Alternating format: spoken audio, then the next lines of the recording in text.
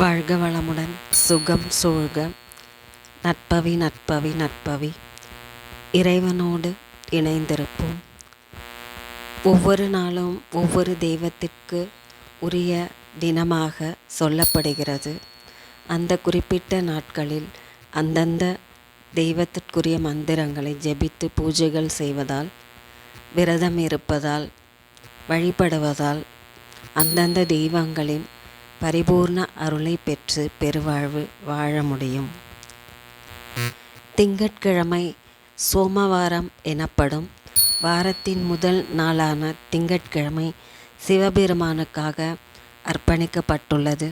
மும்மூர்த்திகளில் ஒருவரான சிவபெருமானை இந்த நாளில் நாம் வணங்கி வருவது மிகவும் சிறப்பானது. ஓம் நம சிவாய எனும் மந்திரத்தை சொல்லியோ அல்லது மகா மிருத்யுஞ்சய் ஸ்தோத்திரத்தை சொல்லியோ சிவபெருமானை வணங்கி வருவது அவரின் பரிபூர்ண அருளை பெற்றுத்தரும். செவ்வாய்க்கிழமை இது அனுமனுக்கான தினமாக சொல்லப்படுகிறது.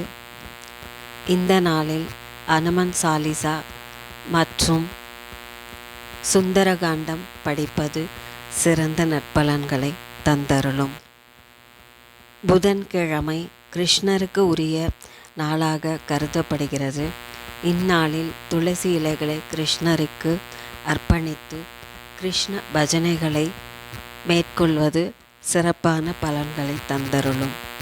வியாழக்கிழமை பாபாவிற்கான நாளாகவும் கந்தனுக்கும் வணங்குவதற்குரிய நாளாகவும் சொல்கின்றனர்.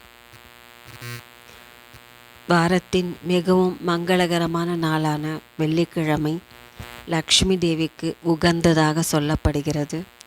செல்வ வளம், சௌபாக்கியம் ஆகியவற்றின் அம்சமாக திகழ்கிறது. நல்ல காரியங்களை வெள்ளிக்கிழமைகளில் துவங்குவதை மிக நல்ல சகுனமாகவும், குறிப்பாக வெள்ளிக்கிழமைகளில் பெண் குழந்தைகள் பிறப்பது மிகவும் விசேஷமானதாகவும் கருதப்படுகிறது. வெள்ளிக்கிழமைகளில் அம்பிகை அல்லது சக்தி வழிபாடும் மிகவும் சிறப்பானதாகும். சனிக்கிழமை சனி பகவானுக்கு அர்ப்பணிக்கப்பட்ட தினமாகும்.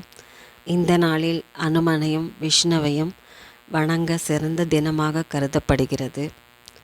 ஜாதகத்தில் பரிகாரமாக நவகோள்களை வணங்கும் தினமாக இந்த நாள் சொல்லப்படுகிறது.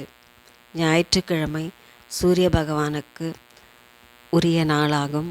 இந்த நாளில் சூரிய பகவானையும் பைரவரையும் வணங்கி வழிபடுவது சிறப்பான பலன்களை வாழ்வில் நமக்கு தந்து முன்னேற்றத்தையும் வளங்களையும் நிம்மதியையும் குடும்ப ஒற்றுமையையும் தந்தருளும்.